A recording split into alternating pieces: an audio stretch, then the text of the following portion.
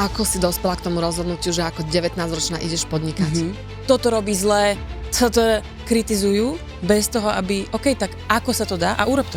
Ty si vlastne chcela byť pri tom, ako tá krajina bude rozvíjať ten entertainment Presne systém. Tak. Prvý rok som minula 1 000 000 slovenských korún. Hej, a kde si ich zobrala? A toto je presne tá otázka. Kde si to zobrala? On nás nutil nie, že len robiť eventovka, ale že robiť ťavie preteky. Všetky tie tvoje expanzné plány a všetko, to si vždycky financovala sama a nikdy si nemala žiadneho investora? Nemala som nikdy investora, ale veľmi veľa som si požičiavala peňazí. A teraz tá tvoja potreba investora práve v tomto projekte je špecifická a preto sme teba potrebovali. Ahojte. Dneska moje pozvanie do tohto podcastu prijala Petra Marko Navarro.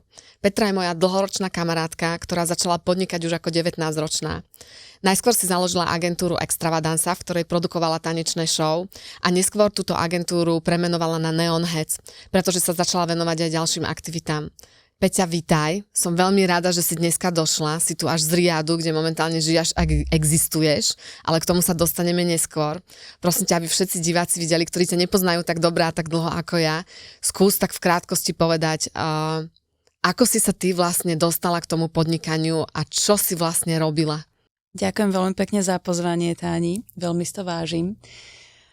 Tak možno by som dala tú genézu Extravadanza, Neon Heads a Ríčko, ktorého si súčasťou aj ty. Daj, ale najprv mi prosím ťa povedz na tú otázku, že ako si dospela k tomu rozhodnutiu, že ako 19-ročná ideš podnikať?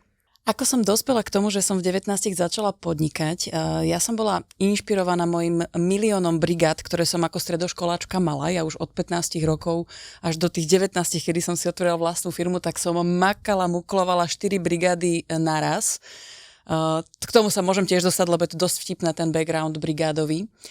Ale teda v 19 ten impuls bola, ver či never, vysoká škola, pani profesorka matematiky. Ja teda milujem matematiku, proste je to môj najobľúbenejší predmet a dala ma nespraviť tú skúšku, že som moc mudrovala. Takže to mi zlomilo moje matematické srdce, že prídete ešte raz, keď si taká premudrela, pani Petra, a ja som naozaj nepochopila, prečo učiteľ využíva takúto svoju moc a demotivuje toho žiaka, ktorý sa snaží tam okrem všetkých odpovedí napísať aj svoje teórie. A to sa aj nepáčilo. A teda trošku som si poplakala a hovorím si, chcem mať veci viac pod kontrolou a only when you are your own boss, tak to je v podstate taká transformácia toho, že máš veci viac pod kontrolou, ako keď pracuješ pre niekoho, si niekoho študent. A vtedy som si otvorila firmu. Hovorím si, kašľam na to, nejdem na jednotky, nemá to zmysel, nedajú mi ich. Peti, a bola si veľmi mladá, mala si v rodine niekoho, kto bol taký tvoj vzor, že už vyslovene podnikal, že si vedela, do čoho ideš? Toto je dobrá otázka. Nemyslím si, že moje podnikanie súvisí s tým, že by som to nejako videla v rodine, ale musím povedať, že môj otec mal firmu, takže teoreticky bolo to v rodine, ale nebola to moja inšpirácia. Mojou inšpiráciou boli práve tie moje brigády cez strednú, kedy jednou z nich, veľmi bizarnou, a to bola tá, ktorá ma práve k entertainmentu priviedla, bolo asistentka kúzelníka. Tak predstav si takúto fantastickú brigádu. Ja som teda študovala matematické gymnázium, od upratovania bytov a domov bohatým ľuďom cez predávanie fazúl v hypermarkete, prací prášok, persil som promovala a proste dokladala tovar. Naozaj tie brigády boli veľmi pestré, tak jedna z nich bola práve toto, asistovanie kúzelníkovi. A mne to prišlo strašne fascinujúce, že vlastne ty máš fan na stage a dostaneš za to 1000 korún, bol náš honorár za také, že večerné vystúpenie. A to bol teda ten touch s entertainmentom, kedy si uvedomíš, že sú to happy jobs, ja to volám aj dodnes v našej firme. Happy jobs, ľudia si proste urobia na tom stage ten performance a dostanú za to dobré peniaze. Takže to bola moja motivácia. A ešte, že to je super, že to hovoríš, lebo by ma zaujímalo, že vlastne keď si bola teda stredoškoláčka, ty si z Bratislavy. Áno. A teda tvoj tatino podnikal. To znamená, že mala si doma asi nejaké také zázemie, v podstate nepotrebovala si brigádovať, hej? Že mohla si mať super život aj bez tých brigád, že čo bol taký ten... Neboli sme nejakí, že bohatí, ale ako netrpeli sme nedostatkom. Avšak moja fashionistická stránka, ktorá sa teda pretavuje aj v mojom podnikaní, v krásnych kostýmoch, nedovolilo sa mi ako keby pýtať od rodičov tretie rifle. No proste máš 1, 2 stačí, topánky, však máš dobre, čiže keď si chceš obliec niečo viac ako to, čo potrebuješ, tak sa na to musíš zarobiť sám. Lebo teda nerozhadzovali sme peniaze vidlami. To znamená, že tá tvoja motivácia na strednej škole zarábať si svoje vlastné peniaze. Na handry. Nepýtať od rodičov bolo, že proste si milovala módu a proste chcela si proste jednoducho tú módu dovoliť tak, ako si to ty predstavovala a nechcela si byť obmedzená tým rodinným budžetom. Presne tak. Rozumiem, super. Takže to bola moja motivácia. Okay. Dobre, takže prešli sme si motiváciu, že zarábať na strednej škole, čo podľa mňa super, lebo to sú obrovské skúsenosti a ja si myslím, že keď mladí ľudia začnú skôr pracovať, tak získajú vlastne také tie pracovné skúsenosti, majú náskok pred tými, ktorí nič nerobia, ktorí vyslovene len žijú z tej akademickej pôdy a teda len sa učia a vlastne teda ty si už na tej strednej škole pracovala a zbierala tie skúsenosti a pracovala a zvykala si na to, že musíš mať zodpovednosť sama za seba a za tie svoje financie, čo je podľa mňa super. A to je podľa mňa ešte, vieš čo zaujímavé, že ja predtým, ako som založila Extravadansu, ja som mala podnikateľskú skúsenosť v mojich brigádach. Chceš vedieť? No, to je akože podľa mňa dosť cool, že 16 bola taká prvá, lebo podľa mňa akože niekto to má v sebe ten entrepreneurship. Nechcem vraviť, že to je jediná cesta, ale mám pocit, keď si to tak sledujem spätne, že ja som to asi teda niekde v sebe mala. Od 15 teda 1 000 000 brigád, tam som si aj povedala, keď som upratovala tie byty, šurovala tie záchody, že no manuálna práca, dúfam, že neskončím pri manuálnej práci, ale teda odrobíš si to a vieš, čo ťa baví viac, čo chceš, čo nechceš. Dokladanie tovaru pre takú hygienickú firmu, toaleťaky, super, že to bolo lahučké, toaleťaky, vložky, hej, že akože takýto nejaký hygienický tovar. A ty to vlastne zakladáš do tých poličiek, aby to bolo krásne namerchandizované. A to bola nemecká alebo rakúska firma, ktorá platila oveľa viac ako slovenské, lebo oni mali asi nejaké tabulkové pre tých brigádnikov sumy 100 korún na hodinu. 100 korún na hodinu pred 25 rokmi, 26, to bolo, že mega. Takže to som si totálne, že zakladala som tovar a hovorím si, že počúvaj, lebo ďalších 5 brigád rozbehnutých, toto je taká suma, že ja zaplatím niekoho za 55, to už je, že o 20 korún viac, jak zvykne mať niekto na brigáde, lebo kľudne aj 30-40 korunové brigády boli. Zaplatím slušne človeka a mám vlastne skoro polovicu toho doma a mám ten čas na tie ďalšie brigády, čiže toto podľa mňa je taký ako keby... Že vlastne ty si už v tých 16 rokoch rozmýšľala nad tým, že za niekoho zamestnáš. Nie, že ja som to exekuovala. Áno, samozrejme. To je proste úplne vynikajúce. Takže vlastne ty si začala podnikať už ako 16-ročná. To je úplne perfektné. A potom teda si sa dostala na tú vysokú školu, kde ťa teda trošku demotivovala tvoja profesorka. Pani Mojžišová, pozdravujem. ktorá ti nedala skúšku z matematiky. A to bolo také, že proste jednoducho ťa to tak nahnevalo a ten tvoj hnev si proste využila. Smutné to bolo. Ten tvoj hnev si výborne využila ako energiu na to, že si sa teda pustila do podnikania a pustila si sa v oblasti, ktorá ťa bavila, ktorá súvisela s entertainmentom. Presne tak. A to tak možno vieš aj ako. Tá brigáda s kúzelníkom, okrem toho, že zažiješ ten pocit, že vlastne robíš niečo, čo ťa veľmi baví a dostaneš za to zaplatené, plus to, že vidíš, aké chyby ako keby on robil, fantasticky artisticky. A to je väčšinou takto sa to v tom entertainmente deje, že bude niekto v tom umení veľmi silný alebo v tom biznise. Veľmi málokrát to vieš ako keby spojiť a ja som sa cítila veľmi silná práve v tom marketing, sales, taká štruktúra firmy, lebo ja mám všetko, my to riadíme ako jadrovú elektráreň, všetko je otabulkované, farbičky. Čiže a nemám rada, keď ľudia vravia, toto robí zle, toto kritizujú, bez toho, aby, OK, tak ako sa to dá a urob to lepšie, keď teda sa to dá lepšie. Hej, čiže toto bola tá moja hnacia sila. Videla som, čo robí zle a nebudem gunžovať, tak urobím to lepšie. Peti, a kto ťa viedol tým, že ako máš začať podnikať? Že čo sú tie ako veci, ktoré musíš splniť na to, aby si vôbec mohla začať podnikať? Nikto.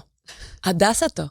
A veľmi nemám rada, keď hovoria, no bez kontaktov to nejde a keď neviem čo. A už dnes, predstav si to pred tými 24 rokmi, keď ešte ani Google nebol. Akože sme boli ďaleko od Google. A to je už ten marketing, ale ešte ma zaujíma také tie... Nie, tam si vieš aj nájsť, že ako založiť firmu. Nemala som sa koho opýtať. Nebolo. Tak ideš, neviem, pýtaš sa. Tak ako aj dnes. AI. Dobrá otázka, dobrá odpoveď.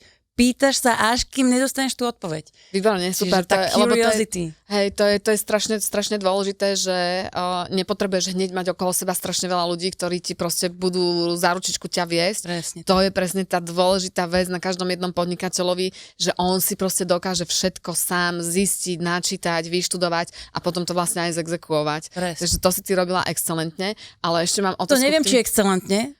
Bolo to akože veľká ride, ale ja by som len chcela motivovať tým, že nebáť sa a ideš. Nikto ti to nepovie, tak sa pýtaš 300 krát, až kým sa to nedopracuješ. Veľmi dobre sa začína podnikať, keď si mladý človek a vlastne nemáš žiadne záväzky. Presne tak. A je to potom úplne iné, keď už máš rodinu, ale vráťme sa ešte k tým tvojim začiatkom, keď si nemala záväzky a išla si do toho.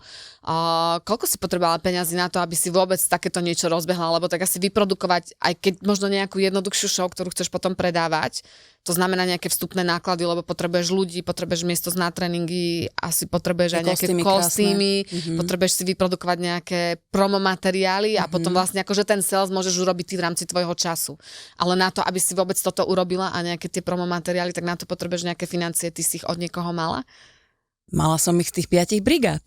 Takže našetrila som si, že guču peňazí 30 000 korún. To bolo strašne veľa peňazí vtedy a naivne som si myslela, že to som akože pani, že to za to všetko ušijeme kostýmy, nacvičíme šovky, zaplatím choreografa, no. Tak v prvý rok som minula 1 000 000 slovenských korún. Hej, a kde si ich zobrala? A toto je presne tá otázka. Kde si to zobrala? Samozrejme, že to nie je také, že potrebuješ 1 000 000 v prvý deň, ale sa to nabalovalo a toto trebalo kúpiť a túto. Ako som sa k tým peniazom dostala? Opäť, tak skúšaš, pokus omyl. Idem do banky. Prvé, čo mi napadlo, peniaze, tak asi do banky. Ako 19-ročná ideš pýtať do banky bez toho, aby si mala, prvého ročníka. Aby si mala akýkoľvek track record v Tak banke. tam ma zrušili hneď, áno, že no, tak tuto máme nejaké, že študentská pôžička, 50 000 korún vám vieme, a neviem, 20% úrok, že úplne zle. Hovorím, OK, tak 50 000 mi aj tak nepomôže, už aj keby som ten úrok strávila, OK, skúsim nejako inak. A to sa ti udialo veľmi organicky, ako veľmi zaujímavý úkaz. A ľudia, ktorým som o tom podnikaní hovorila, v podstate som si pýtala tie rady, že kam si mám ísť teda požičať, čo by si tí ľudia mi požičali. Vyslovene cez 20, myslím, že to bolo 24 kamarátov, a rodiny, lebo aj babka mi dala, že úspory, mám tuto na šporo knižke, naozaj kamaráty od 1000 po 5000 korún, 10 000 korún, takto mi vyskladali. Potom bolo veľa takých, ktorí so mnou spolupracovali, choreografov. Ja som nikdy nebola choreograf, ja som vždy bola ten producent. Mala som tú víziu, dala som dokopy správnych ľudí a predala som to. Čiže ja som musela zaplatiť aj choreografov, tanečnú sálu, kostýmy. Keď sa vrátim k tomu, to znamená, že vlastne tie prvé peniaze, ktoré ty si získala, to boli väčšinou tvoji známi, ktorým si zdanetene rozprávala o tom, čo ty chceš robiť a ako ty tomu biznisu veríš. A to je strašne dôležité pri podnikaní, že jednoducho, keď ten podnikateľ si príde pýtať peniaze od nejakého investora, tak ten investor musí cítiť, že ten človek je zanietený, že tomu verí, že pôjde, nechcem to tak škaredo povedať, cez mŕtvoly, ale že jednoducho proste žiadna prekažka pre ňo nebude prekažka, ale že bude to pre ňoho len výzva, ktorú on prekoná, a ja o tom presvedčený, že urobí preto všetko. Takže to je úplne krásny príklad, že to naozaj veľmi, veľmi platí bez ohľadu na to, v akom čase sa nachádzaš, lebo teraz už naozaj ten priestor pre tých ľudí, ktorí začínajú podnikať, je oveľa väčší na to, aby získali peniaze, hej, však sú tu venture fondy, ktoré podporujú startupy, sú tu angel investori, ktorí predtým nefungovali v tom čase vlastne, keď ty si začínala podnikať a tiež. A banky tiež už majú vlastne svoje programy na to, že podporujú týchto začínajúcich podnikateľov a dajú im, aj keď ešte majú len vlastne nápad, ale keď majú dobrý biznis model, tak im tie peniaze požičajú. Takže toto bolo úplne proste fantastické, takže získala si vlastne tie prvé peniaze a teraz mňa ešte zaujíma, že ako si sa ty dostala k tej prvej zákazke? Vieš čo, veľmi mi pomohla jedna z tých 100 brigád, ktorou bolo hosteskovanie po večeroch, lebo jasné, že vieš, vítaš hostí, registruješ na eventoch. Tým pádom som poznala eventové agentúry a bola som svedkom na tých eventoch ako hosteska, že si tam tie programy proste ako keby kupujú, hej. Čiže som išla za všetkými tými account manažermi, ktorí ma bukovali ako hostesku a povedala som im, mám tu aj takýto produkt. Takže nebolo to tak, že urobila si svoj prvý web a čakala si, že ti budú pečené holuby. Web sme asi ani nemali vtedy. Že čakala si, že ti budú pečené holuby padať z neba, hej? Proste ako founder si jednoducho si uvedomovala, že ty si ten človek, ktorý musí prísť a musí ten produkt predať a získať toho prvého klienta, ktorý potom ťa odporúči. Jasné. Takže vlastne si musela ty sama ísť a pozrieť sa, že kde koho po poznáš. agentúru. 100 agentúr a prvá si kúpila. 100 agentúr si prešla, kým máš tú traction. A koľko koľko, alebo možno si to nepamätám, že koľkokrát ti povedali, že nie, že teda, že nekúpim to. 100-krát. Dobre, tak 100-krát ti povedali nie. A ako si na to reagovala? Lebo veľmi veľa ich podnikateľov je takých, že jednak sa boja ísť vôbec akože niekde niečo predať, lebo si myslia, že však aj tak to nepredám a to je už akože ten úplne prvý zlý mindset, ale veľa sa boja, že ísť niečo ponúknuť, pritom oni sú presvedčení, že majú super produkt a potom, keď dostanú takéto prvé nie, tak sa úplne zložia.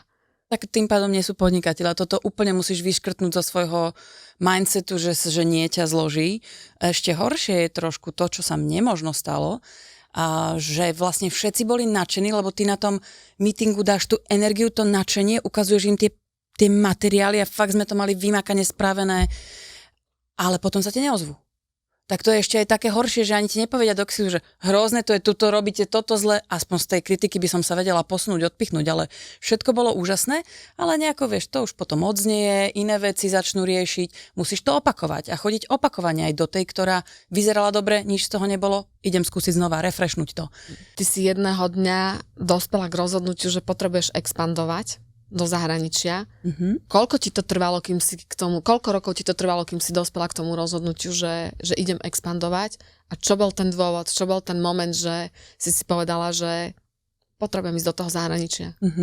U mňa to nebolo rozhodnutie, prišlo to, opäť použijem toto slovo organicky, že si nás word of mouth, niekto ťa proste vidí, opýta sa, to kto ti robil, to bolo krásne, však mali krásne tie kostýmy, také som ešte nikdy nevidel, kto ti to robil a už sme išli české eventy, rakúske eventy, hej, tak prirodzene sa to začalo rozvetvovať a dokonca na Smrekovici na Slovensku si nás objednal Philip Morris na obrovskú šnúru po Middle East.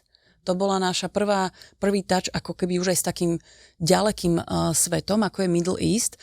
A čiže toto sa udialo prirodzene, avšak teraz je veľký rozdiel medzi prirodzenou expanziou, takou akože naturálnou, a medzi tým, že urobiť si efektívnu, sebestačnú entitu, ktorá je legálne aj finančne proste úplne safe, to už je iný level.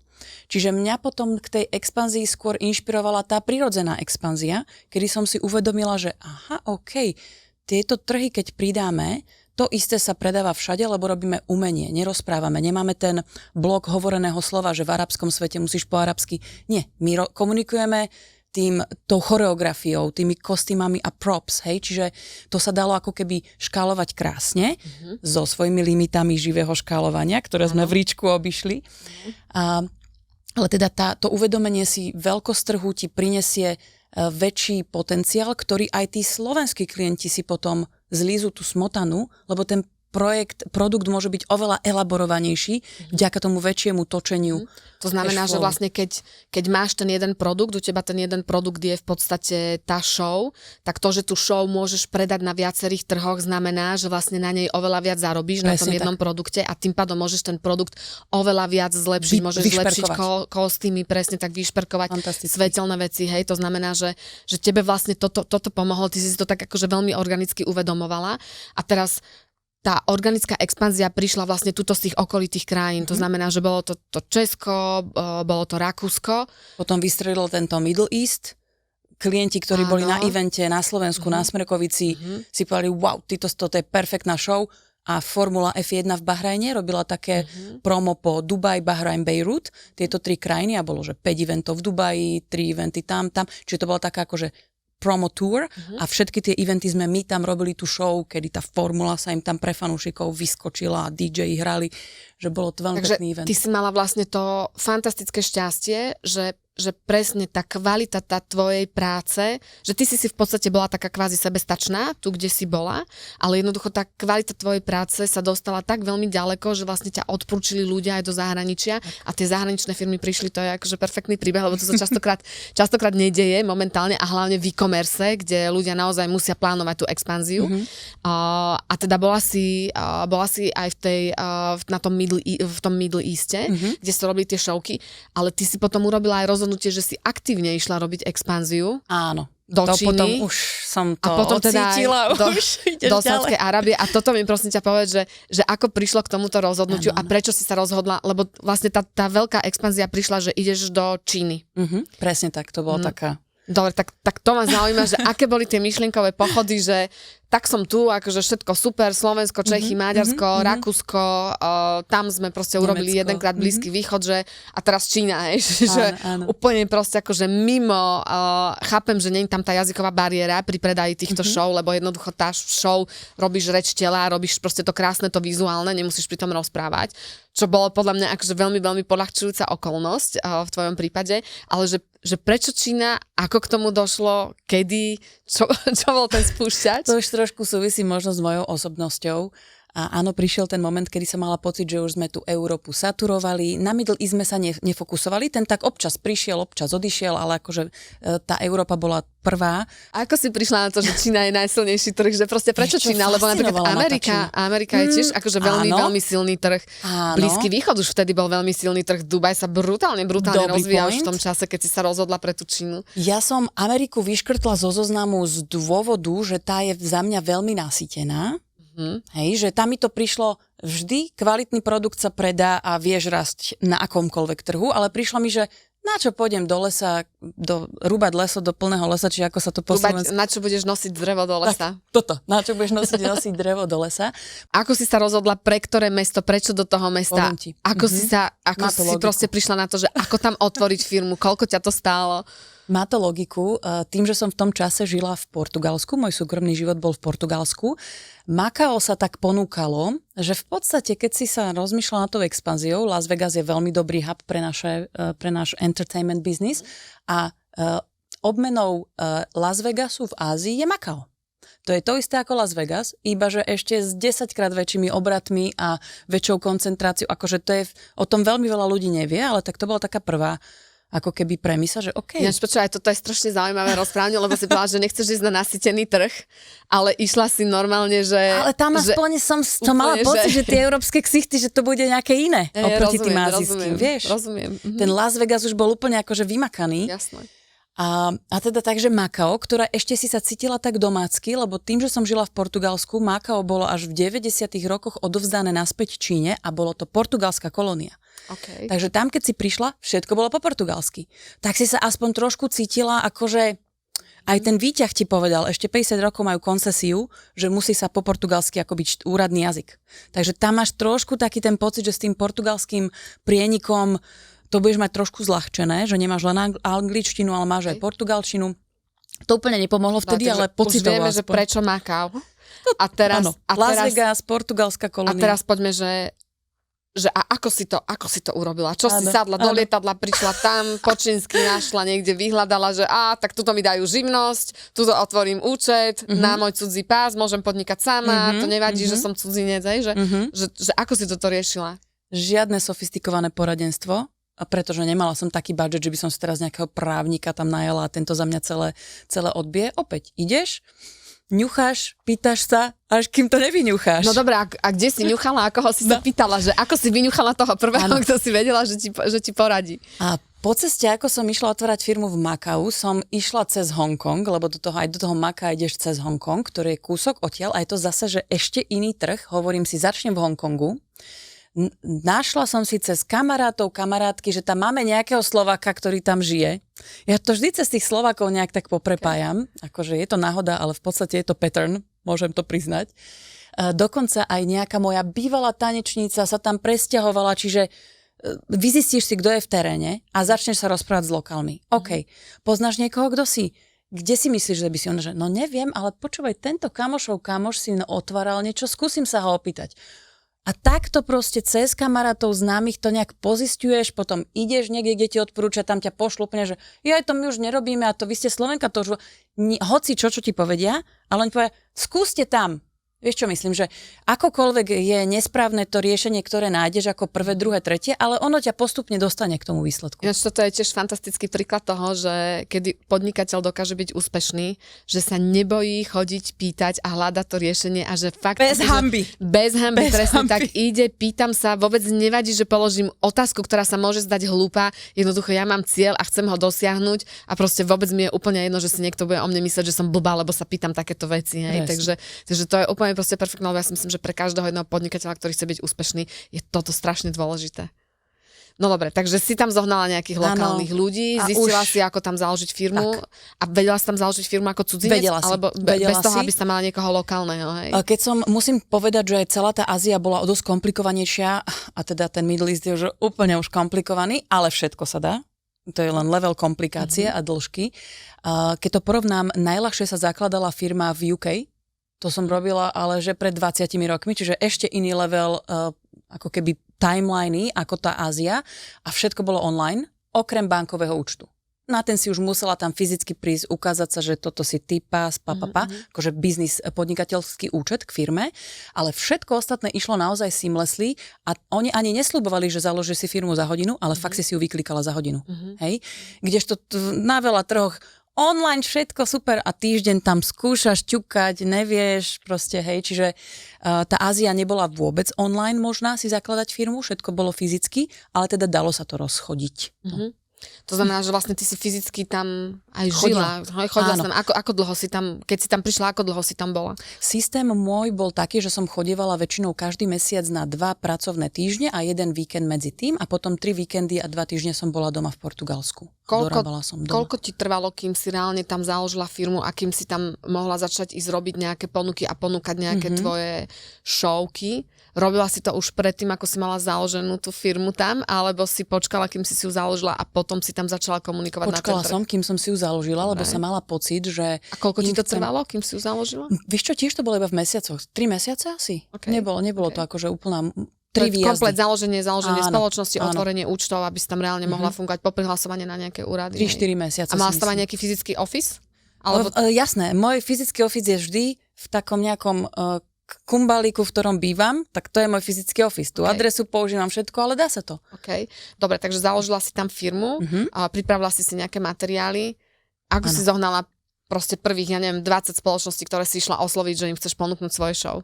Možno vieš ešte, čo si presne povedala, že kedy si začala predávať, už z tých európskych entit si to ponúkala? Nie, lebo ja som mala ten možno blog alebo takéto poučenie z Európy, že naozaj pomohlo to hrať sa na lokálny subjekt a ponúkať kvalitu, akú ponúkaš a potom oni už nešli do hĺbky.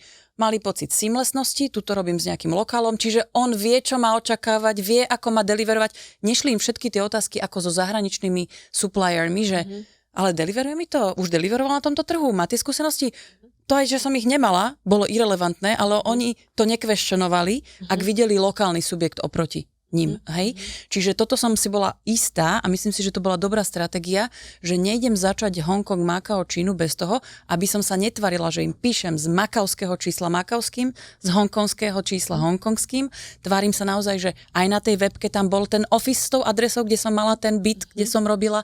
Hej, čiže aby nemali zbytočne tieto odputávacie v hlave, hej? Takže... Dobre, a teda ako si vybrala tie prvé spoločnosti, ktoré si šla osloviť? Opäť, už vtedy to bolo oveľa jednoduchšie, lebo už sme mali Google, tak si našla 10 najväčších kasín, ktoré pracujú z entertainment v Makau, 20 najväčších eventových agentúr v Hongkongu. No si našla, teraz to ti vyhodilo nejaký zoznam, to, že či bol dobrý alebo nebol dobrý, nevadí, ideš jedného za druhým. Ty už si mala tie veľmi dobré skúsenosti a vedela si, čo sú tie entity vlastne, ktoré určite robia takéto show a robia ich proste na pravidelnej báze. Hej, to znamená, že veľmi pekne si vybrala, že nejdem povedzme do spoločnosti IBM, ktorá tam sídli, lebo proste neviem, že koľko robí team buildingov, koľko robí eventov. A aj tak to robí cez eventovku? Presne tak, aj tak to robí, ale idem proste ako presne po tých firmách, ktoré robia pomaly každý jeden večer nejaký event a to akože to bolo úplne super, že ty si presne vedela, kto je tvoj target a išla si proste potom. No dobre, a tak skús povedať, že ako vyzeralo takéto prvé stretnutie, ako si sa vôbec akože dostala k tomu, že s niekým zodpovedným za nejaké kasíno v Makau sa ideš rozprávať. Preštrikuješ sa nejako cez LinkedIn. LinkedIn je za mňa veľmi dobrá zbraň pre biznis. Môže sa to zdať mladej generácii, možno oldschoolové, ale akože na biznis to stále dobre funguje, keď napíšeš správne, krátky, výstižný. Ja som to v podstate postavila, vieš, ako vidíš, teraz si mi to pripomenula. Ja som im napísala, že sme toto a toto, už sme mali portfólio z tej Európy, už sme mali pekný web, už sme tam mali nejaké referencie. Robíme toto, otvorili sme pobočku v Makau, myslím si, že by ste to mali vedieť skôr ako vaša konkurencia. Ja som urobila taký FOMO, vieš, že ako ja som sa netlačila, že chcela by som sa s vami stretnúť. Iba vám dávam náznamosť, sme tu, viem, že takéto služby odoberáte, tak vám o tom len hovorím, aby ste vedeli predtým ako vaša konkurencia. Alebo proste, hej, že mali by ste o tom vedieť boli. Ja som skúšala rôzne ABC stratégie, niekomu som išla predtým ako vaša konkurencia, alebo že myslím si, že by ste mali o tom vedieť. A to je strašne zaujímavé. A oni už išli naspäť. Lebo ty rozprávaš o takých fakt akože fantastických salesových technikách a nechodila si a do školy, školy, neučil, ja neviem, nikto ťa to neučil, že presne, že to je tak ako veľmi zaujímavé, že kde sa to berie, že ako si proste akože nad tým rozmýšľala, ako aj ty sama si sa evolvovala a vyvíjala, lebo asi takéto niečo by si neurobila v 19 rokoch, keď si začínala podnikať, že postupne to išlo, že keď sa tak nad tým skúsiš zamyslieť, že vieš to nejak akože pomenovať alebo popísať, ako postupne si sa dostávala k tomu, ako si proste zlepšovala tie presne svoje salesové techniky, ako si identifikovala toho človeka, ktorý bol na tej druhej strane, ktorému chceš niečo vlastne predať, tak aby to nebolo násilné, ale zároveň, aby si proste nejakým spôsobom našla to, čo jednoducho bude taký ten hook, že idem to proste, akože aspoň sa na to pozriem, hej, že idem sa aspoň stretnúť, lebo niekedy je hrozne ťažké dostať tých ľudí vôbec na nejaké stretnutie a to stretnutie je veľmi, veľmi kľúčové, keď ideš predávať, že vlastne taký ten, keď tam prejde taká tá prvá iskra, hej, a keď sa vieš s tým človekom dobre porozprávať, tak väčšinou on potom už tak ťažšie ti povie, že nechcem, hej, že keď je to všetko takéto virtuálne a predpokladám, že aj ty máš takú tú skúsenosť, lebo ja tú skúsenosť mám, že keď sa s niekým osobne poznáš, tak ten človek oveľa radšej zaplatí tebe a kúpi ten produkt od teba ako od niekoho, koho v živote nevidel. Určite. Že ako sa to vyvinulo? Ako sa to tebe tak keď sa nad akože tým tak vyvíjalo? zamýšľam, 100% nemám nič viac ako všetci ostatní, ktorí začínate. Akurát taká tá húževnatosť a rozmýšľanie nad vecami. Naozaj, že tá prax postupne krôčik po krôčiku ti prinášala situácie a ty si ich analyzovala. Ja mám strašne takú analytickú myseľ, tak možno toto je taká nejaká moja skilla, ktorá sa vlastne evolvovala na to, že som to vedela identifikovať, ale vyslovene len tými analýza, pokus omyl, analýza, ABC testing, že ja tak veľmi matematicky som aj ten sales ako či si napríklad nečítala nejaké knihy alebo nepozerala nejaké online kurzy? Nie som ja moc na tie knižky. Mrzí ma to, ale poviem, jak to je, že možno aj preto, že ja mám dosť veľké okuliare a proste to čítanie nie je úplne pre mňa, čiže aj podcasty ja rada počúvam a idem skôr iný typ kontentu, ale tie životné situácie ťa proste naučia.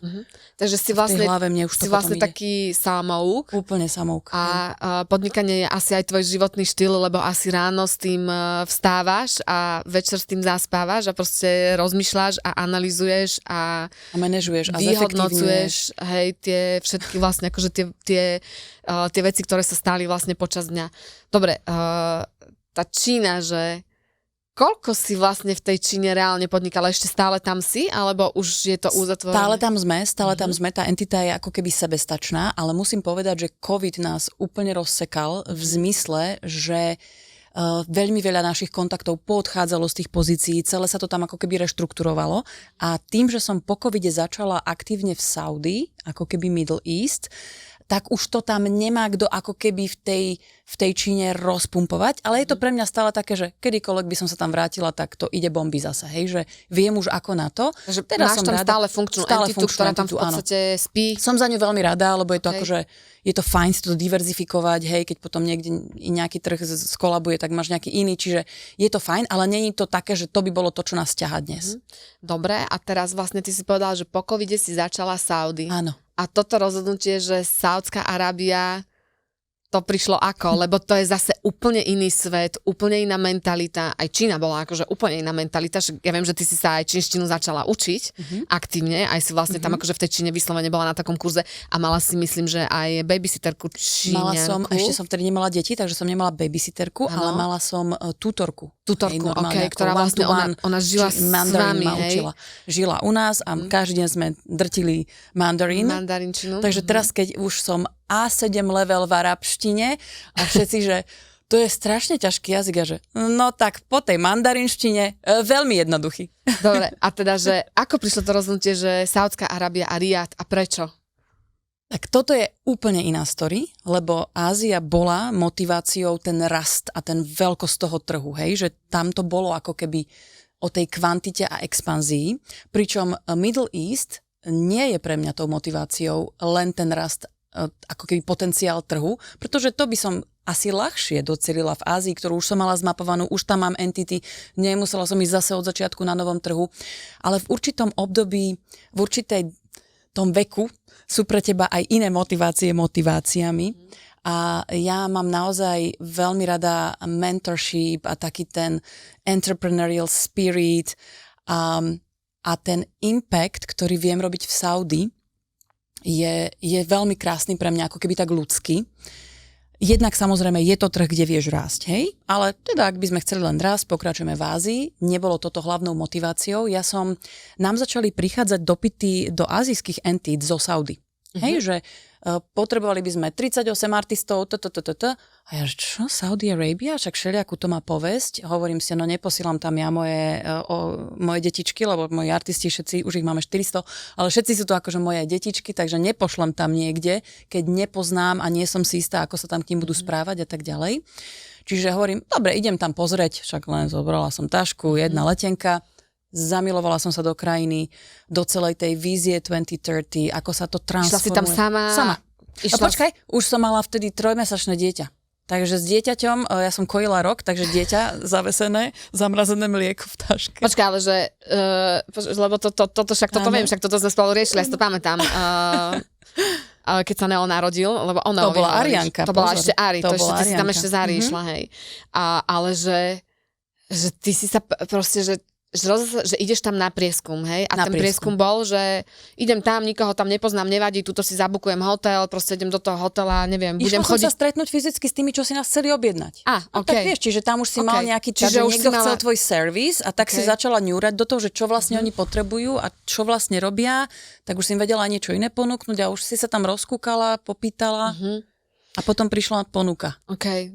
No dobré, a potom teda to bolo vlastne láska na prvý pohľad s Riadom? Láska na prvý pohľad s Riadom, pretože tam je ešte veľmi veľký fenomén, nie len, že veľká transformácia a všetci sú takí v takomto nadšení, ženy sa úplne transformujú, ale aj to, že entertainment tam absolútne nebol. Ty nemáš mesto, ktoré sa takto speed of the light transformuje a ide, že z 0 entertainmentu na 100 totálne rýchlym speedom, ale proste, že nemajú žiadne to podhubie. Tam neexistoval entertainment. Chápeš, že žiadne, že dielne na výrobu kostýmov, pároch, niečo, my vlastne sme v tom makači, hej, že tanečné školy, že žiadna, 0. To znamená, že vlastne ty si tam prišla vlastne na prieskum, zistila si, že sa ti tá krajina, že sa ti zdá veľmi zaujímavá, že si vieš predstaviť tam napriek všetkým predsudkom, ktoré si voči tej krajine predtým mala predstaviť aj žiť a vlastne ty si vlastne chcela byť pri tom, ako tá krajina bude rozvíjať ten entertainment systém, pretože bol one of the parents of the entertainment, že to je taká krásna vec, že vlastne, vieš, tým, že to tam není rozvinuté, tak si proste akože chcela byť pri tom a mať to svoje dôležité miesto, napriek tomu, že si bola cudzinka, tak si chcela to miesto tam nájsť a vydobiť. A teraz povedz mi, aký bol ten proces, že asi si tam zase niekoho zohnala, kto ti pomohol nejakým spôsobom pripraviť celú tú firmu, ale ty si tam zatiaľ ako cudzinec nemohla len tak hneď začať podnikať, nie? Áno, to je veľmi zaujímavá krajina v tom. Myslím si, že dnes už je to trošku inak, že už sa tomu dá asi vyhnúť, ale v tom období si nevedela založiť firmu ako cudzinec bez spoluvlastnenia tej firmy nejakým Saudom, takže to bola taká prvá prekážka, ale keď som tam prišla do terénu, veľmi rýchlo sa na mňa takí supy vrhli, lebo pre nich to bolo, že videli, koľko peňazí sa investuje do toho entertainmentu, vedeli, že to nevie žiadny lokál robiť, lebo to tam nebolo, takže tam si nemala tú competition, že s nejakým lokálom bojuješ. Tam si išla z nuly, takže veľmi zaujímavé, akože dynamics ti to vytvorilo. Čiže tam prišlo hrozne veľa supov, ktorí ti takže slubovali a chceli ťa a chceli s tebou robiť. A čo to boli za supy? Čo to boli investori? Alebo? Prví supy boli iba takí, čo sa chceli na teba priživiť a ktorí chceli byť tí konektori, že ja ťa spojím s týmto, tento s tebou založí firmu, tento od teba bude odkupovať a mne budeš dávať 10% z obratu. Tak poprvé neznášam ľudí, ktorí idú hneď že na obrat. No. Ale takto to tam bežne funguje, nie? Že oni tam vlastne takto fungujú, že oni sú majstri že to je bežná, byť middleman. Hej, že to je vlastne akože tam bežná mentalita, že presne, že ja som ten, ktorý ti dohodím kontakty a ty mi za to budeš niečo platiť, hej? Čo v podstate v Európskej únii tak neúplne vždycky funguje, ale teda tam v tom Middle Easte to je tak. Hej. Okay. A Takže ja som si vypočula rôznych takýchto supov, ktorí sa tam na mňa vrhli a potom prišla jedného dňa, to už som si odrodila aj Nea, hej, lebo však to malo nejakú genézu. Medzi tým bol COVID. Čiže počkať, ja som prišla s Ariánkou, 3-mesačná Ariánka, nejaké 3 mesiace sme sa tam rozkúkavali, čiže nejaké 2-3 cesty. Chodila som teda aj s mojou helperkou, pretože keď som išla na meeting, tak nechcem, aby ani vedeli, že mám nejaké dieťa, tam fakt, že novorodenec so mnou. Že si mala vlastne full-time nanny, ktorá s tebou chodila všade. Ktorá so mnou chodila, ale bez toho by sa to nedalo, hej. Ale vedela som, že nedokážem sedieť na mieste, že proste potrebujem. A ešte prepáč, že to ma tak zaujíma, ako úplne, že off topic, že táto opatrovateľka na plný úväzok, že to si mala z Portugalska? Mala som Slovenku dokonca vtedy. Mala si Slovenku, tu si našla na Slovensku, ona s tebou išla do Portugalska a s tebou chodila. Tak. Žila s nami v Portugalsku a so mnou cestovala, lebo s tým slovenským pasom sa dalo dobre cestovať, takže to bolo vtedy fajn. Takže takto sa vrhli supy, prišla fantastická ponuka, takže už to aj vyzeralo za $7 miliónov, ako biznis, že dodávať show za $7 miliónov. To už bola naozaj veľká zákazka, ročný kontrakt pre takú sieť shopping mallov, čiže vlastne tým sa to medzi 25 shopping mallov sa ten budget roztrhal, ale proste naozaj že pekný veľký balík, dalo sa pekne recyklovať, lebo to, čo videli v jednom shopping malle, si mohla otočiť vo všetkých 25, čiže perfektný produkt, ročný kontrakt. No a potom samozrejme už bol môj podpis na zmluve, podpis nejakého CFO a ešte tu musel nejaký, neviem, CEO alebo niekto, aby to bolo platné. A hitol covidík. A ja už som tam s tým kontraktom, s tými 2 podpisami, s tým novorodencom, že no nič, ak to prejde, vieš, si tak hovoríš, ale teraz nevieš, no skúmaš tie news, počúvaj, posledný evakuačný let do Lisabonu som chytila, Emirates. To si pamätám, že to bolo, že keby som neodcestovala tým, a ja som zvažovala, že ale nie, to bude chvíľu len. Ale hovorím si, no dobre, nejak mi gut hovorí, že však vrátim sa. Takže som týmto letom odišla a potom bolo rok a pol ticho. Tak som spravila druhé dieťa. Aby si sa nenudila, samozrejme. No, dobre, a teda narodil sa Neo a ja si pamätám, že sme to riešili, že on mal vtedy koľko? 2 týždne? 3 dní, keď si robil pas. 3 dní, keď si robil pas. Hneď z porodnice sme išli na suši, lebo nemôžeš jesť suši, keď si tehotná, tak to som si šla na suši a potom s Neom som mu držala ten krk. Lebo vieš, to dieťatko také 3-dňové, to ešte nič. Áno. Takže máme takú fotku krásnu v pase a 2-týždňový vlastne sme sa sťahovali do Saudy. A vlastne ty si odchádzala teda sama a nechávala si v Lisabone svojho manžela, ktorý si potom prišiel za tebou. Áno. Ale teda odchádzala si sama a išla si tam vlastne s obidvomi deťmi. A s 2 nenny. A s 2 nenny. Portugalkou a Slovenkou. Do prenajatého apartmánu. Áno, domu, pretože zahraniční takíto expati, ako sme my, bývajú v tzv. Compoundoch v Saudskej, v Riade, čo sú v podstate také, ja to volám, že maličká dedinka, súbor domčekov a bytíkov a máte vlastné facilities, bazény, gym, reštiku. Je to také uzavretá štvrť. A išla si tam už na istotu, že ideš založiť firmu? A vieš ako? To už som mala medzi tým založené. Už si ju založila a tu si založila ešte vlastne predtým, ako začal COVID. Keď som tam ešte len chodila s tým bruchom a ten investor potom bol šokovaný, že ja som prišla s novorodencom, lebo on nevedel, že ja som tehotná. A čomu to budem hovoriť? Čak dáš si abaju, ja som mala malé brucho, ale ja som normálne bola, že 7-8 mesiac a on potom, že čo? Vy ste rodili? Že to ste mi nepovedali a že, ale však, vieš, lebo presne by ich to odpútalo. Zbytočne by ma odpálili, že táto ide rodiť, tu neviem čo. Ani nemuseli vedieť, že som tehotná. Ináč to je akože veľmi pekná téma a nechcem sa aj dotýkať, lebo by sme sa veľmi dlho o tom rozprávali, že ženy v biznise a proste tehotenstvo a pôrody a materstvo a to je potom na inú diskusiu. Ale ešte sa chcem vrátiť, že keď si zakladala tú firmu, tak si hovorila, že musíš mať tam niekoho lokálneho. Ako si sa dostala k tomu lokálnemu človeku? Ja ju teraz vlastne akože poznám, tú tvoju biznis partnerku, veľmi milá, veľmi príjemná a veľmi krásna samozrejme. Inside out, krásna. Ale zaujíma ma, že ako si sa ty ku nej dostala? No, ona nebola môj investor, pretože jasné, že bolo zaujímavejšie prijať ponuku od niekoho z big pockets, s veľkými connections, z government, ktorý si mala tú istotu, že OK, tak on vie otvárať tie dvere a máme aj kapitál, čiže ja viem priniesť rovno tých 23 rokov vytrenovaných ľudí, no v tom období 20 rokov vytrenovaných ľudí.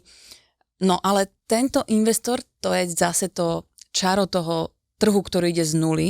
Oni netušia, že čo ty vlastne robíš, lebo oni to nikdy tam nemali. Hej? Čiže on si myslel, že vlastne kupuje ako keby eventovku a A potom ma začal nútiť robiť, a ja som nikdy eventovka nebola, moji klienti sú eventovky a my sa vyslovene špecializujeme a v tom je naša sila, že sme v tom níši, len v tom entertainmente, dekorácia, tá atmosféra eventu, len v tom arte, v tých pekných veciach na evente. Nerobíme catering. A to je tiež jedna z veľmi, veľmi dôležitých vecí, že si founder Špecializácia. dokáže povedať, že toto je môj níž a v tom ja budem najlepší na svete a nejdem robiť proste všetko pre všetkých, lebo na konci dňa skončím, že robím nič pre nikoho. Presne. Asi jeden z tisíca. Hej, a potom odíde ti tá motivácia. Povedz mi, že ak si sa dostala No ale k tej... toto je ešte vtipné. Lili. On nás nutil nie, že len robiť eventovka, ale že robiť ťavie preteky. A ja, že kokos, tak to je, že pretransportovať ťavy, že ja nie som eventovka a už vôbec nejdem robiť ťavie preteky, ja chcem tie kamene, pierka, kostýmy, fashion. Ale ja si pamätám, ako ty si raz posielala požiadavku ku nám do Pelikánu, že chceš prepraviť, myslím, že pitóna. Pitóna, áno, a aj s ťavami máme šovku. Ale okay. šovku, že ľudia, že sú Mad Max nastajlované ťavy a Mad Max jazdci na nich jazdia, vieš, ale to je, že šovka. Nerobím event pre ťavy. Jasné. Ťavie dostihy, bože. Chápem, no dobre, a teraz mi povedz, ako si sa dostala k tej Lili. Takže toto bola veľmi zaujímavá story, že vlastne tento investor poslal kapitál, už keď som sedela v Portugalsku, lebo ja som to vždy brala tak z rezervou, že veľké reči majú, ale keď príde na platenie, on to zaplatil, to na čom sme sa dohodli, hej, okay. prvú časť. Ja, že OK, tak sme si sadli doma porada, ja v tom 8 mesiaci, že tak ideme alebo nejdeme, že on fakt zaplatil. Ja som si myslela, že odrodím si doma, to ešte sa bude dlho vyvíjať. Zaplatil, čiže už som cítila takú zodpovednosť zase, keď sa dohodneme, idem. Boli sme dohodnutí, že neviem, o mesiacom tam. Pekne mi to vychádzalo, hovorím, no len aby rýchlo sme to odrodili. Ale teda tento investor, ktorý poslal peniaze a začali sme to spolu developovať, sa nakoniec vykryštalizoval ako nie ten správny pre mňa. Presne ako si to povedala, founder si musí vedieť povedať, kedy to ide smerom, ktorý strácaš nad tým kontrolu, tú tvoju motiváciu, tlačia ťa do niečoho iného. A Lína, ktorá je moja parťačka dnes, mala vtedy 24 rokov, keď so mnou začala. Dievča bez peňazí a bez kontaktov. A tá skončila ako moja parťačka. Takže a ako si sa ku nej dostala? Ku nej som sa dostala po ceste, ako tam na mňa tí supy išli, že teda každý chcel so mnou byť partnerom a predstavovať ma potom tým ich ďalším investorom a tak ďalej. Tak jeden CFO jedného potenciálneho investora mal 3 céry, ktoré mali 12 sesterníc a on ma pozval k ním domov. A ten môj taký, čo ma akože tam ukazoval a chcel ten biznis byť tam potom napichnutý so mnou, ktorý bol ten konektor, povedal, musíš prijať pozvanie, to by bolo veľmi drzé, keby sme akože nešli k niekomu domov, keď ťa pozvieš, a OK, jasné, super, však ja si rada pozriem taký, že fest, dom, ako to tam funguje. Takže som prišla, bola som taká ako výstavná opička tam pre nich, všetky dievčatá tam na mňa poslali, 15 ich tam bolo. A hneď som videla to, že dievčenská obývačka a chlapčenská obývačka, že ako to majú v podstate v tých domoch zariadené, hej, že dievčatá a chlapci oddelenie. No a tie dievčatá si ma teda potom zobrali k sebe a s nimi som sa rozprávala. Ja som sa ich strašne veľa pýtala, ako sa tu žije, ako sa vy cítite. Ľudia majú takéto predsudky, že keď si zakrytá. Oni mi to celé vysvetlili. Tam je úplne inak to vnímajú zahraniční ako my. O tom potom môžeme stať celý podcast, akože to je zaujímavá téma.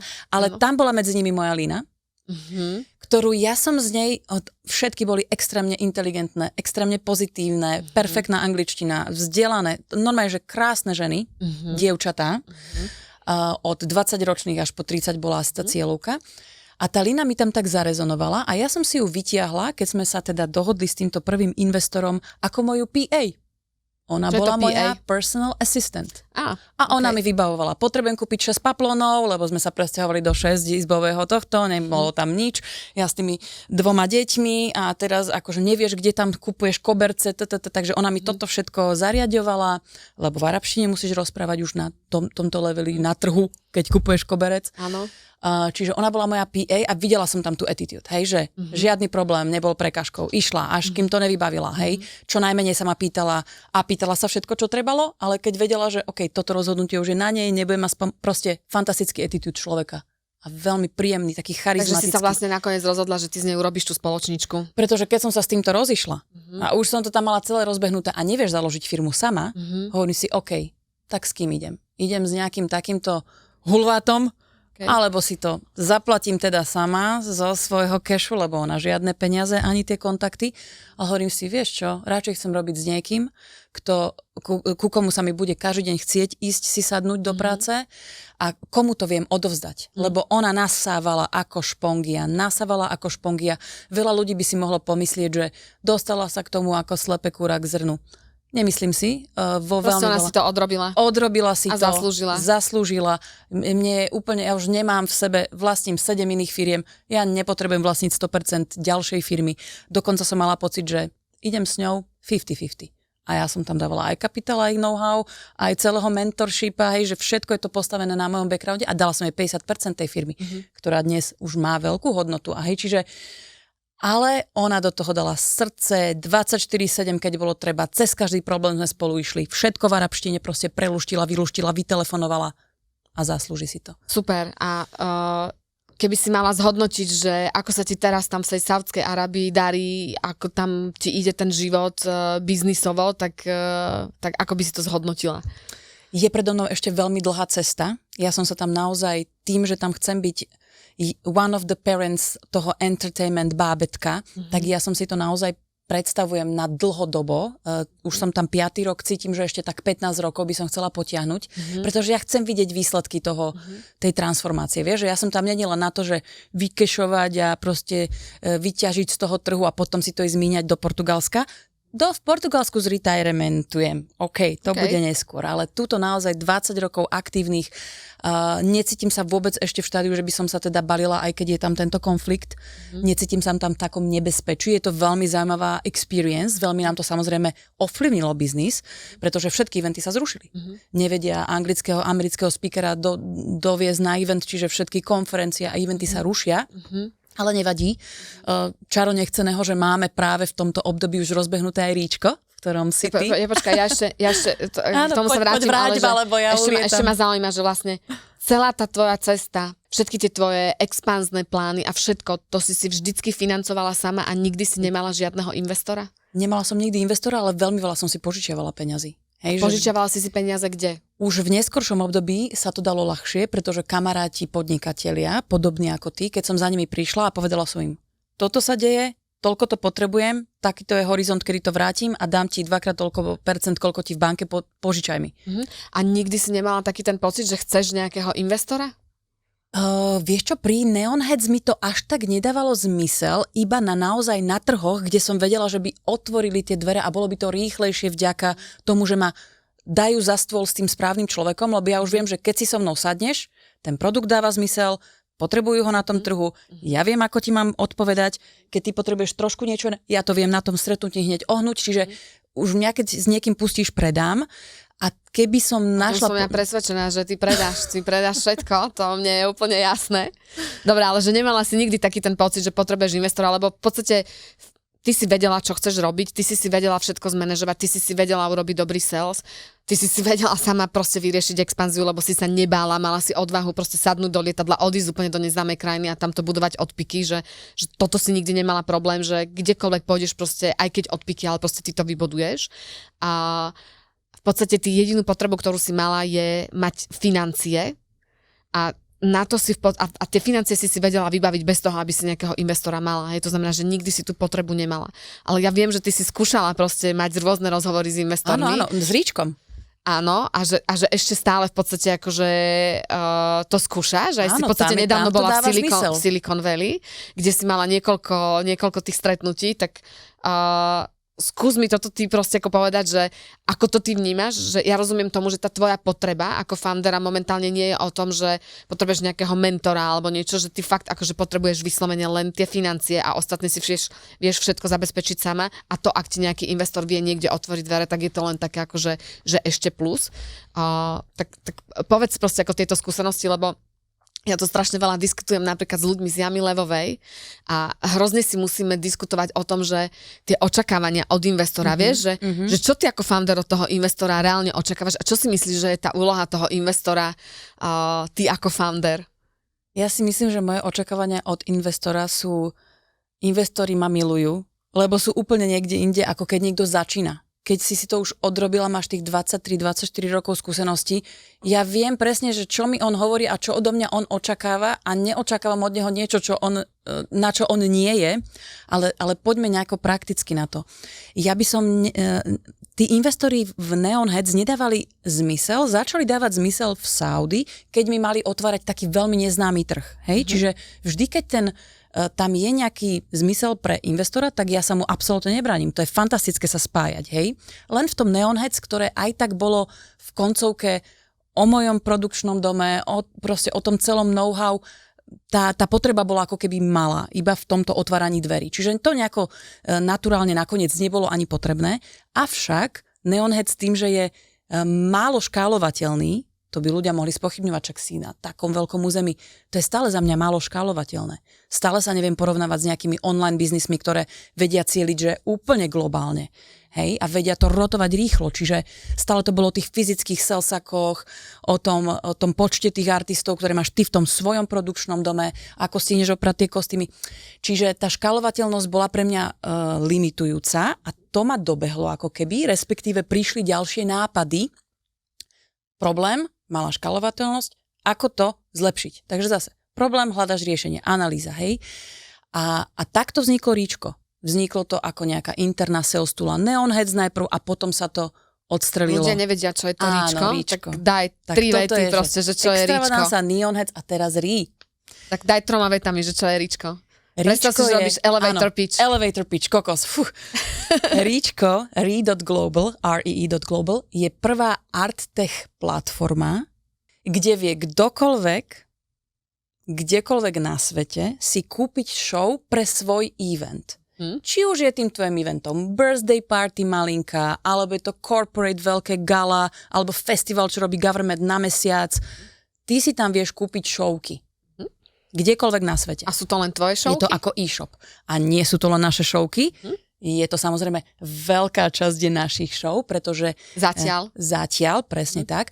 Avšak to Ríčko, ani to nevolám marketplace, lebo rozdiel medzi marketplace a platformou je, že marketplace pustí kohokoľvek a potom trh si povie, že kúpim ťa, dám ti zlý review, už sa nepredávaš, whatever. To je úplne, že Amazon princíp. My sme Amazon, ale nie Amazon, kedy platforma Re veľmi strongly kurátoruje, kto tam môže onboardovať ten svoj produkt, pretože my vieme presne, aké otázky sa opýtať, že či toto naozaj bude deliverované tak, ako je to odprezentované. Dávame 100% garanciu my ako platforma, že to, čo vidíš, you will get.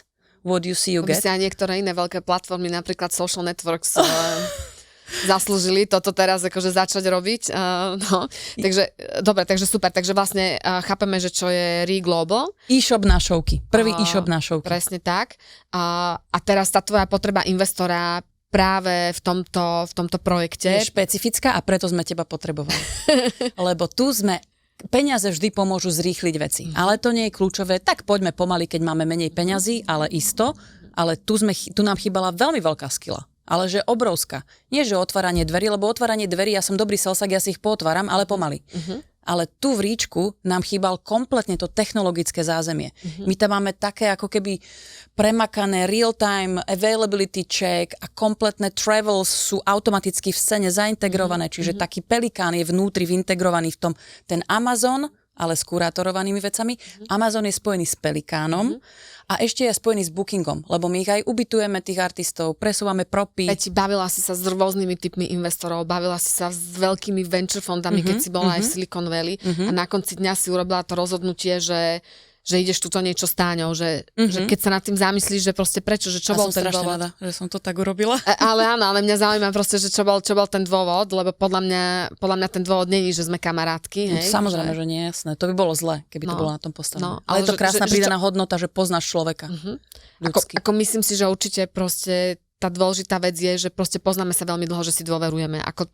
Nie je to úplne, že sme kamarátky, ale dôverujeme si, lebo proste aj nejaké biznisy sme spolu. Sme veľké kamarátky. Áno, sme kamarátky, ale že na tento... konci dňa urobili sme spolu aj nejaké biznisové veci a proste vládne medzi nami dôvera. Akože aj za mňa je toto proste absolútne kľúčová vec, keď si vyberám nejakého foundera, že môžem v ňom mať dôveru, že keď má akýkoľvek problém a akéhokoľvek kostlivca v skrini, že ho na prvom stretnutí vyťahne a vyloží na stôl a že sa so mnou o tom kostlivcovi porozpráva, že neklame, nezatajuje ho a že proste ja sa nemusím o ňo dozvedieť, keď robím due diligence. Hej. Pritom on Jasne. to dobre vedel, že to je dôležitá vec na to, aby som sa rozhodla, či idem robiť investíciu. Takže tá dôvera je podľa mňa hrozne dôležitá. Ale že čo sú ešte tie iné momenty, pre ktoré si sa rozhodla? Tak, ako si sa rozhodla. Pochopila som, najmä v Silicon Valley, že dnes, keď je projekt ešte nie online zavesený, keď tá platforma je ešte v štádiu developmentu, nie je ten správny čas naťahovať investorov. Oni to potrebujú vidieť, ako to funguje, aby to pochopili, pretože entertainment v tom, aký je krásny, a dnes s tým ríčkom naozaj tepujeme, že $1 trillion market cake, takže toto už je naozaj, že ideš do veľkých čísel, čiže to už pre nich je zaujímavé. Ale stále ja nemám jediného, ktorý by že nepovedal, že chce do toho ísť. A to som pičovala, ale že 70. A 70 bolo traction, že kokos, to je to úplne dáva zmysel, celý background, ideme do toho. A z nich strašne, všetci v podstate, možno keby som to viacej pušovala, nejakých ešte oživím, ale vyhnilo to na tom, že to industry je také nepoznané. Oni aj tak radšej potom biotech, alebo teda nejaké, majú z toho lepší pocit, že tomu rozumejú, kdežto tuto, keď teba nepoznajú a akýkoľvek background ich to ohúri a vedia, že sú za tým reálne čísla, ale boja sa, že doplatia na to. Ináč ono to industry. je úplne bežná diskusia medzi investorom a fundrom a častokrát fundry sa nechajú tým uniesť, lebo tí investori nikdy si nechcú zavrieť dvere u niekoho, kto môže o 2, o 3 roky vystreliť. Okay. Takže preto to znie tak pozitívne áno, vždy? Preto sú vždycky takí veľmi pozitívni a častokrát fundry potom z tých stretnutí prídu s tým, že všetci mali záujem, ja ich mám teraz hrozne veľa, moja value je niekde proste úplne vystrelená. Vidíš, to ani mne by nenapadlo takto vystrelená sa na to do vesmíru a potom keď príde naozaj niekto, kto má záujem sa baviť, tak oni si proste myslia, no ale ja tu mám ešte takýchto a takýchto a že proste daj mi viac, hej. Ale oni vždycky hovoria, no dobre, a ešte toto a ešte sa niekde posunúť ešte niečo, lebo nechcú si tie dvere zatvoriť, ale proste nechcú ti ešte tú investíciu dať. Áno. Hej, že častokrát proste jednoducho tí investori proste ťa potrebujú ešte dotlačiť na nejaký iný stage predtým, ako ti oni tie peniaze dajú. A napriek tomu, že oni vedia, že tie peniaze potrebuješ, tak oni ťa nechajú, aby si ich na konci zohnal niekde inde.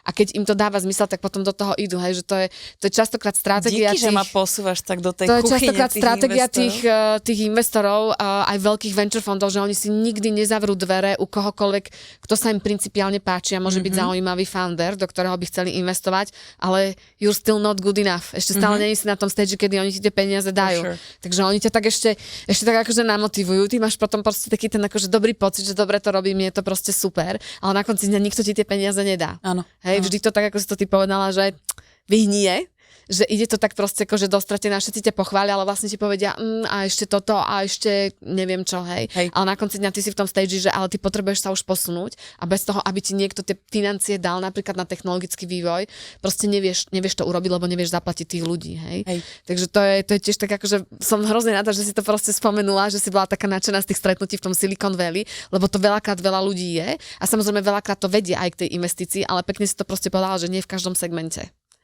Hej, že proste niektorý segment je jednoducho... Trvá to dlho, že musíš vytrvať a pripomínať sa im stále, ukazovať im, ako sa posúva projekt a potom tú dôveru ako keby ešte dupluješ. Tak ale ty si toho svojho investora našla. Ja som toho svojho investora našla. Global je v podstate live.